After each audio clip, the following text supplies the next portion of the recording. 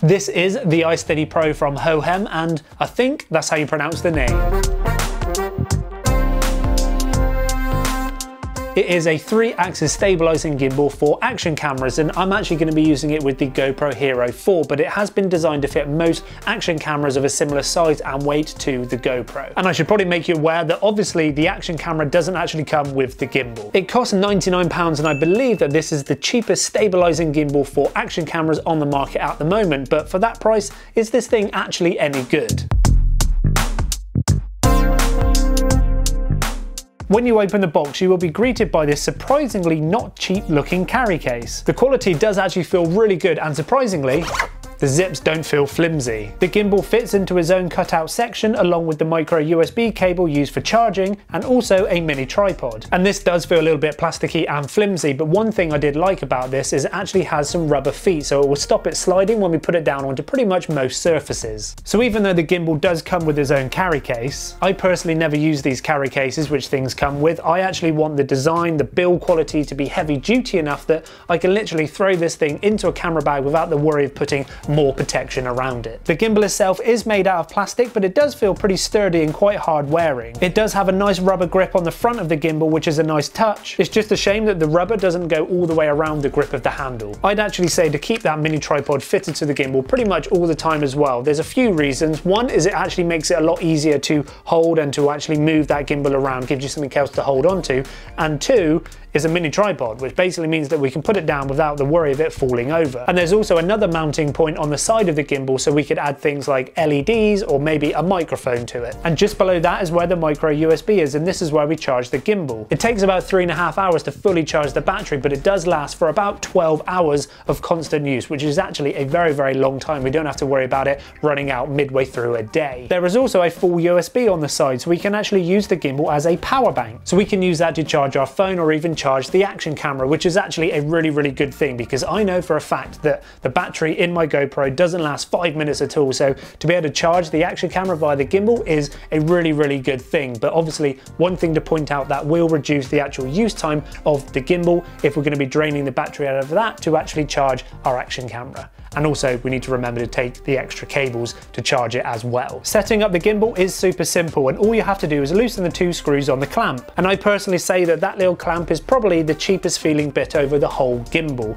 It just feels quite plasticky and again quite flimsy, and I don't know how long it's going to last. It's been absolutely fine for when I've been using it, but over a prolonged use of time, I don't know if this thing's ever going to break and snap, because if it does, there isn't a spare, and I can't really see how else you're going to put your camera on without literally having to duct tape it to it or something. But it should be fine. Hopefully it's fine over a long prolonged use. It just feels a little bit cheap and plasticky. So once we've loosened those screws enough, we can actually slide our camera in and tighten those screws back up by hand, making sure that we don't over tighten them and crush the camera. And it's that simple to put our camera onto the gimbal. There's no other adjustment screws on any other axis. We bolt the camera on the front and then it's done and ready to turn on. And to turn it on, all we have to do is hold down that power button for 3 seconds. You can also tap the power button. It will show you the battery level indicated by the LEDs on the side. And this actually works whether the gimbal is on or off. We just tap that power button and it will show us what the battery level is. Also on the front you will see that there is a joystick, so we can actually move the camera around. There is also a slide switch which will reset the camera to the center if we slide it up, or lock the camera's position if we slide and hold it down. And when we let go of that hold switch, the camera will carry on operating depending on what mode we are in. And that leads me on to my next point. There are 4 modes that this gimbal can actually do. And you go into each mode by clicking the mode button, which corresponds to the abbreviated letters on the front of the gimbal. And this will then correspond to the LED on the top right and will flash depending on what mode you are in. Now that might sound slightly complicated, but trust me, it is not. It is very, very simple, and it is such a nice touch having the abbreviated letters corresponding to the LED flash,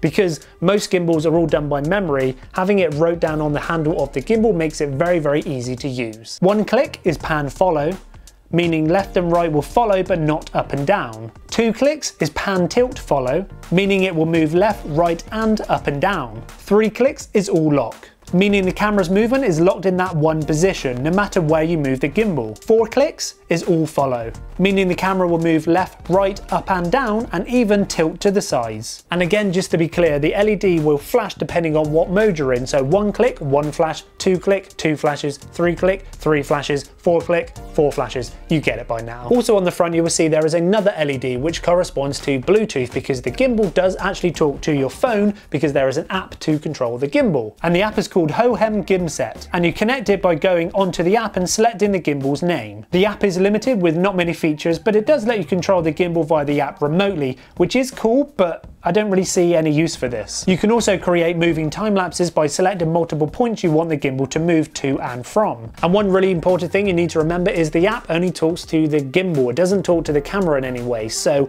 if we set up a moving time lapse, or we use the app to remote control move the actual gimbal, we've still got to press start and stop record on the camera. But we can actually use the app for firmware updates and to recalibrate the gimbal if needed. And when the gimbal is on and you're recording video via the action camera, I was slightly worried that you might better hear the motors working, because obviously it's sat so close to the actual motors of this gimbal. But I personally haven't really noticed any kind of motor noise on the footage of the GoPro. If you're using it for kind of vlogging or just a bit of traveling kind of filming, you shouldn't really see much use. You might hear a little bit of a buzz or hum in the background, but nothing that is going to be really, really unusable. So in conclusion, what do I actually think of the HOHEM iSteady Pro? Well, obviously there's some pros and obviously there's some cons as well. Starting off with that main kind of mechanism to put the camera onto the gimbal. I just feel like the whole process is a little bit fiddly getting the camera on. Yes, it is quite easy to actually put it on. There's no real setup, but it's not quick. I can't just quickly take the camera on and off. If there was some form of like spring-loaded clamp that it just clamps onto the camera and I can just get those action shots and take it back off again, super quick and easy and user-friendly. This just feels a little bit kind of faffy and fiddly. Also, because I've got a slightly older GoPro, I normally keep it in its waterproof housing case to get all the kind of action shots I want to get. The case doesn't fit on here, so I have to take the action camera out of the case to put onto here.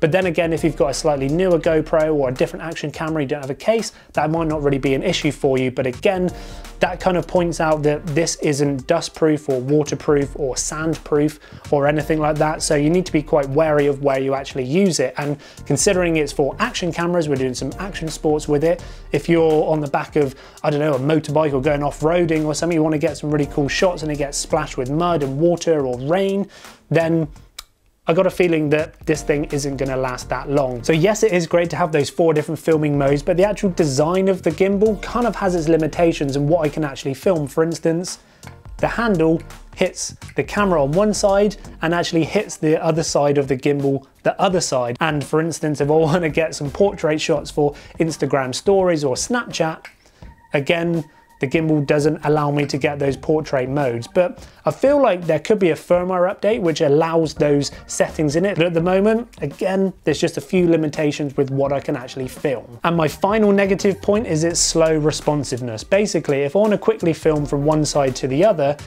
it is really, really slow. And considering this is for an action camera, we're filming action sports, and you might want to film your mate whiz by on a bike, on a BMX or something.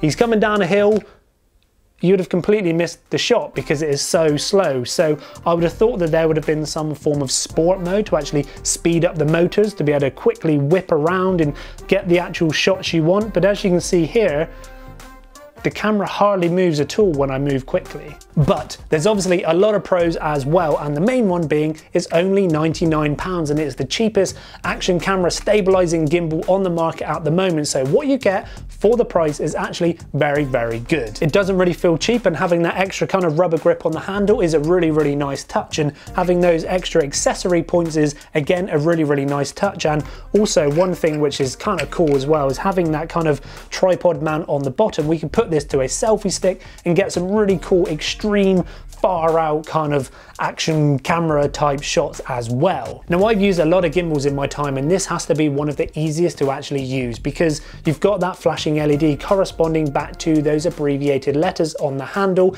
It's all wrote down for you, you don't have to remember anything. Having this quality carry case included within the price is actually a really nice touch and a nice extra, even though personally I don't actually use these things, but it's a really nice thing to have included within that price. And finally, the stable footage that this thing can actually get is actually very good. I mean, it's not perfect, there is still some kind of shake and wobble within it as well, but a side-by-side comparison, you can really see the big difference that this thing can actually make. However, yes, there's still one more point I wanted to make, and that is if you have the brand new GoPro Hero 7 with that incredible built-in stabilization, which they're branding as gimbal-like footage with no gimbals or something like that, then you probably won't even need a gimbal like this because it does it all in camera itself. But then again, if you've got one of those, then you're probably not going to be looking at buying a gimbal like this, and the main market is probably people like me who's got a GoPro from many generations ago, or a knockoff version of a GoPro which doesn't have that incredible built-in stabilization. So if you're in the market for a stabilizer and you've got a cheaper GoPro than the brand spanking new one, then this is actually a pretty good buy. And again, for the price of £99, you can't really go wrong with it. But anyway, that's enough from me. And yes, this video has probably gone on for slightly longer than I anticipated, but I really wanted to give you a thorough look of the HOHEM iSteady Pro. If you have found this video interesting and informative, please give it a big fat thumbs up. It really does make a big difference. And I would love to hear your thoughts in the comment section down below right now. What do you think of the HOHEM iSteady Pro? And if you are interested in picking one of these up yourself, I will link it in the description down below where you can click over and buy one yourself. Thank you to HOHEM for actually sending me this to create this review. And if you are new, you can always hit that subscribe button and click that little bell to be notified when my next review videos go live. And until next time, keep on creating.